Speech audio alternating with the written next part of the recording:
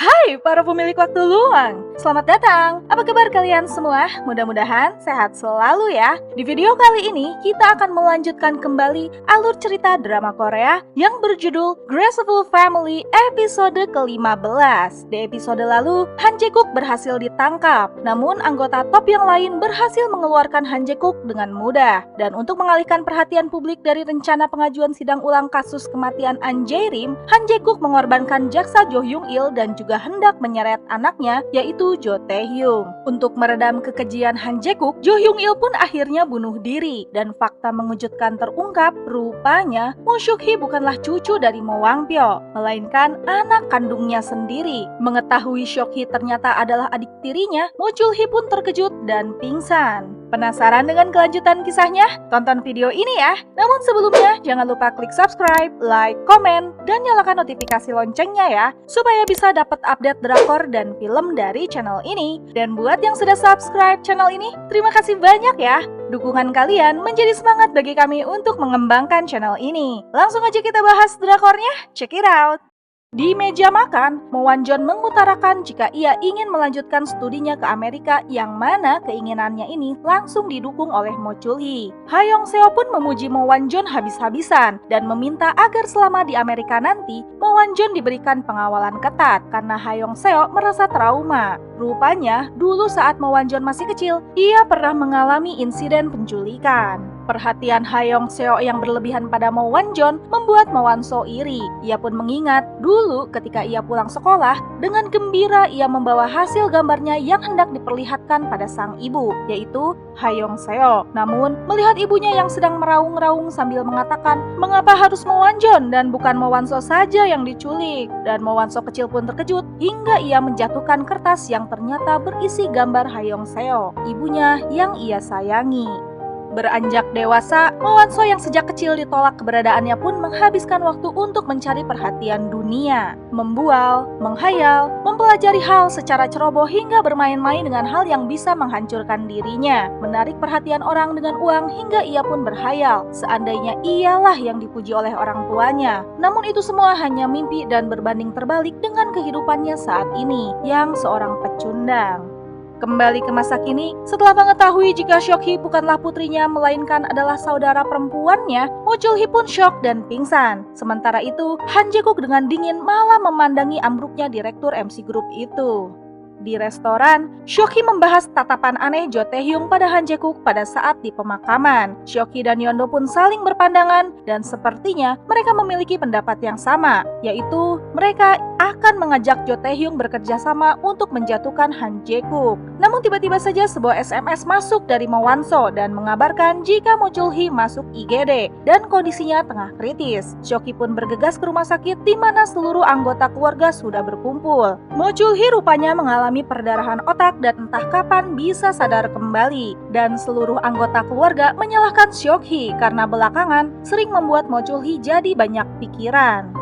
Di kantor top, para anggota terkejut saat menonton rekaman pengakuan Jung Yeon-ja jika Seok-hee adalah putri Mo Wang-pyo. Mereka pun lantas membahas pembagian saham Seok-hee sebagai putri Mo Wang-pyo yang mana porsinya sama besar dengan milik Mo Chul-hee. Han Jae-guk pun lantas menyuruh anggota top untuk menghalangi upaya Seok-hee untuk mengklaim sahamnya dengan apapun caranya. Dan kini, top harus fokus pada pengangkatan Mo Wan-jon sebagai pemimpin MC Group saja. Tepat bersamaan dengan kedatangan Mo Wan-jon, Han Jae-guk pun menjanjikan minggu depan akan mengangkat Mo Wan-jon menjadi pemimpin MC Group.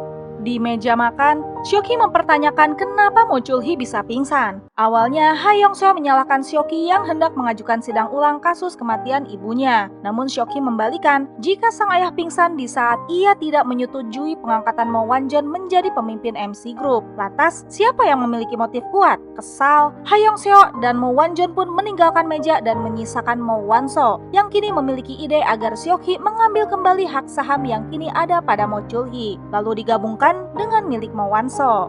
Sementara itu, Jo Tae-hyung yang mengingat sindiran Yeon-do saat di ruang interogasi pun mulai tersadar. Ia harus mengambil jalur yang berbeda dari ayahnya, menjadi jaksa yang bersih dan kompeten. Di kantor Newspatch, tim sekutu sedang menyusun rencana untuk kembali melawan Han Jae-guk dan berbagi tugas. Namun tiba-tiba ponsel Yeon-do berbunyi. Ada sebuah telepon dari nomor tidak dikenal. Ya, itu telepon dari Jo Taehyung yang hendak mengajak Yeondo bertemu esok hari. Yeondo pun lantas melaporkan hal ini pada Seok-hee. Keesokan harinya, Jo Taehyung pun menemui Yeondo dan Seok-hee. Taehyung mengatakan jika ia punya bukti kuat untuk bisa menjatuhkan Han Jae-guk, yaitu berkas yang disembunyikan ayahnya terkait kasus kematian An Jae-rim. Ia pun menyerahkannya pada Yeondo dan demi harga diri, Jo Taehyung pun bergabung dengan tim Seok-hee untuk melawan Han Jae-guk.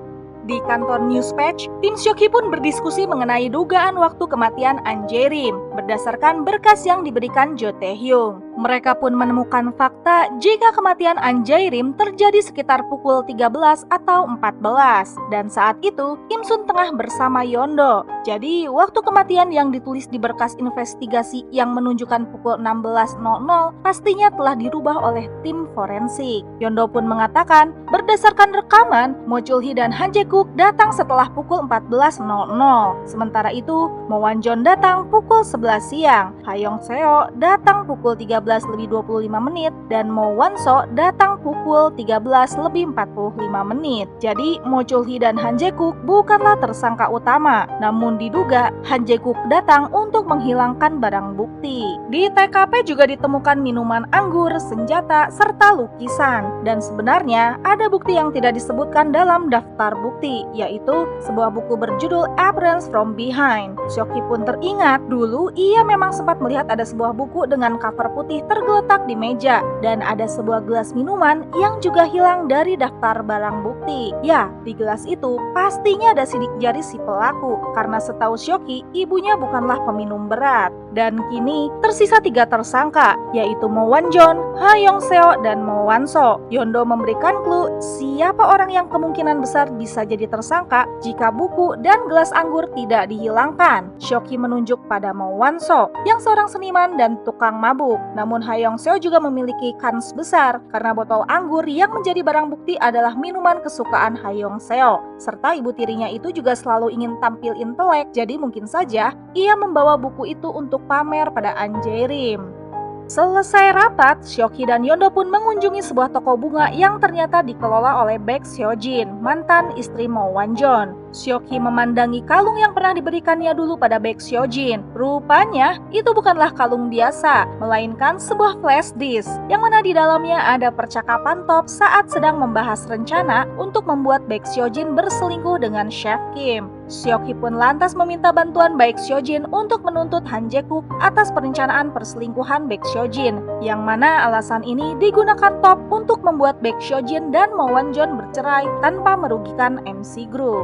Sementara itu, Han Jae-guk dan Top tengah bergerak untuk melobi seorang wanita yang akan menjadi hakim dalam sidang ulang yang diajukan tim Seok-hee. Ya, hakim wanita itu pun berhasil disuap oleh Han Jae-guk, sehingga pengajuan sidang ulang pun ditolak. Dan hal itu membuat Yeondo sangatlah kecewa. Top pun lantas kembali bergerak mempersiapkan upacara pengangkatan Mo Wan-jon dengan settingan sedemikian rupa. Terakhir, Han Jae-guk menyuruh Kwon untuk menyingkirkan Jung Yeon-ja dan membuatnya menghilang selamanya. Yeondo yang sedang dihibur oleh Seok-hee pun lantas dipanggil untuk menemui Han Jae-guk. Di kantornya, pemimpin Top itu menyuruh Yeondo untuk menyerah dalam mengajukan sidang ulang. Namun tentunya Yeondo menolak keras. Ia pun bertekad untuk memenjarakan Han Jae-guk. Jikalaupun tidak bisa, ia akan terus menyerang Han Jae-guk, memberikan pukulan-pukulan sekecil apapun pada pemimpin Top itu selamanya.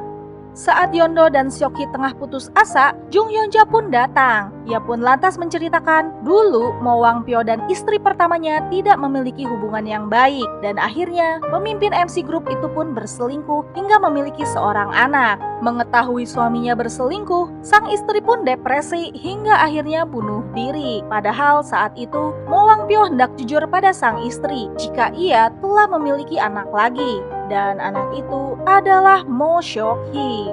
Ya, fakta ini mengejutkan Seok-hee. Rupanya, alasan sang kakek sangat menyayanginya adalah karena ia bukanlah cucunya, melainkan anaknya. Dan mengenai An Jae-rim, setelah ibu kandung Seok-hee meninggal, yang sepertinya akibat melahirkan Seok-hee, istri sah Mo Chul-hee yang ketitipan bayi Seok-hee ini pun akhirnya memutuskan mengurus Seok-hee dan mengklaim sebagai anak kandungnya, karena sudah kadung menyayanginya. Ia pun akhirnya membangun alibi jika ia hamil oleh Mo Chul-hee sebelum ditinggalkan suaminya itu. itu untuk melakukan perjalanan bisnis panjang. Jadi Mo Chul-hee taunya jika Seok-hee adalah anaknya dari An Jae-rim. Padahal mah Seok-hee adalah adik tirinya dari wanita selingkuhan Mo Wang-pyo. Pantes aja Mo Chul-hee selalu bersikap memusuhi Seok-hee. Berbeda dengan rasa sayang yang ditunjukkan pada Mo Wan-jon dan Mo Wan-so. Ya, rupanya rasa kehilangan besar yang dirasakan oleh Seok-hee saat Mo Wang-pyo meninggal adalah rasa kehilangan seorang anak terhadap ayahnya.